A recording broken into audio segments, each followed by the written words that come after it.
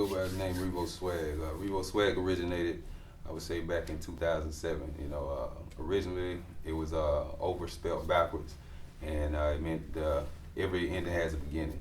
And as time progressed or whatever, I said I added swag onto it, because at the time, it was a little popular, so I just added onto it. But you never know what may happen in the future. But for the most part, that's who I am. That's what I stand for. And also, basically, Revo Swagg. Also, there's like spin-off of Revolution or whatever, and that's what I stand for.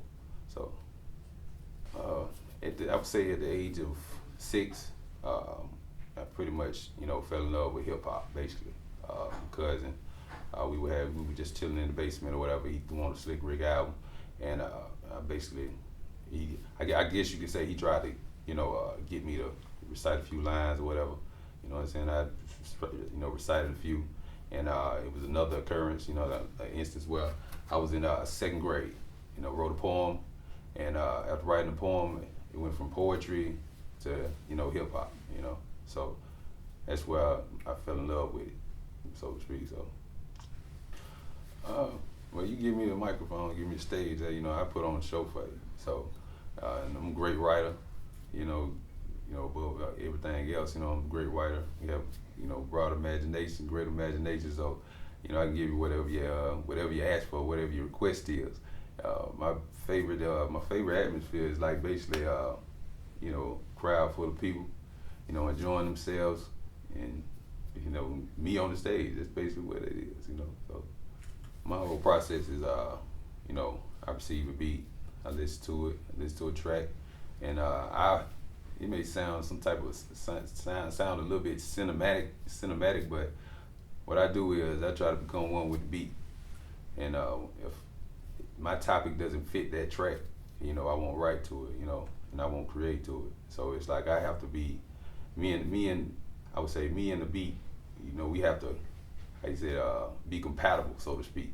So that's the whole process for me. You just can't throw me a bubblegum beat and expect for me to give you some, even though I know I can do it, I can give you something worth listening to, but I would rather stick to something that I'm more compatible with than having something forced. So the most significant song would be, I have a track called Last Cigarro, and Last Cigarro is just me going over, my life experiences from being from an infant on up to an adult. And Last Cigarro is basically, the concept behind that is that I just make it plain and simple. It's like when you reach the end of the road, like I said, it's cinematic. It's like it's real life. When you reach the end of your road, and you go through any type of hardship. It's like you take that puff from your cigarette. In the Hispanic community, they refer to a cigarette as a cigarro. So instead of me saying my last cigarette, I put last cigarro. It's plain and simple, but so I would just consider my music realistic. I don't create music based off popularity or what's appeasing to people. I basically like stay true to myself. That's what I do most times. I stay true to myself, whatever I'm feeling at the time, and whatever I feel is like what I consider real life and that anyone can relate to. That's what I create. I would feel as though I reached a milestone in my music career. I say once I'm able to provide for my family, to provide for the less fortunate, to provide for anyone who's going through hard times in their life. It's really not about the money with me. It's basically about the feeling. I have a song called Legacy. And the purpose for the reason for that song and the reason why I made it is because I feel as though anytime you create a song, you want to leave a lasting impression on people. And I believe nowadays that's what the industry is lacking. It's lacking the feeling. Like that soulful feeling. Like when you turn off a song, and you walk away from it, it still sticks with you. And that's basically it. So, well, if you want to find me, you can Google it. Revo Swagg, Revo Swagg.